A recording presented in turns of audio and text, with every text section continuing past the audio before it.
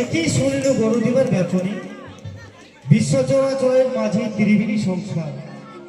মরা মানুষ কথা কয়, জীবিত মানুষের অন্তরে।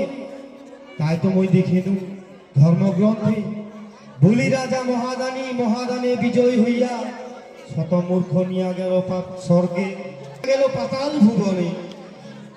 আর নারায়ণ চন্দ্র সূর্য সাক্ষী থইয়া এত ধারা ধরাধামের ত্যাগ করিয়া বলি রাজার দাঁড়ি হইয়া গেল পাতাল ভুবনে। এই ধরাধামে অনাবৃষ্টি নরলোক ক্ষুধায় কাতর হইয়া পড়েছে। তাই মুখ ধরাধামে যাওয়া হবে, তাই মই করুন তপস্যা স্মরণ দেখো নারায়ণ দেখা দেয় কিনা। ও নারায়ণে, ও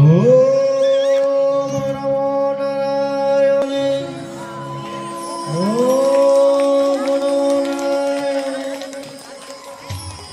তথাস্ত বৎস তথাস্ত।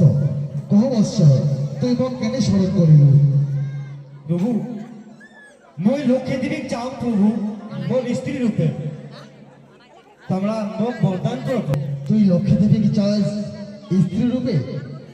তুই পাবো, তবে এই জন্মে না হয় পর জন্মে তারপরে বিপুল রূপে। তাই হবে প্রভু, তাই হবে প্রভু। তবে আমরা প্রণাম নত প্রভু। তথাস্ত বৎস তথাস্ত। প্রভু প্রভু তোমরা তোমরা কোথায় হয়ে গেলেন প্রভু? না না না, আজি প্রভু আমাকে বরদান দিয়ে গেল। লক্ষ্মী দেবীকে মই পাম স্ত্রী রূপে। যাও মই এলা বাড়িতে ফিরিয়া অপেক্ষা করিয়া দেখো কখন মই পাম লক্ষ্মী দেবীকে মই স্ত্রী রূপে। যাও মই এলা, যাও।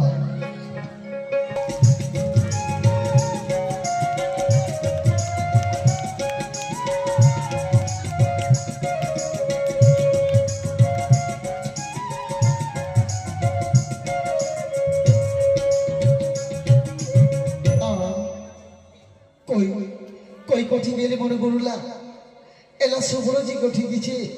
যাও, যাই যেদিকে পারিনি যাও।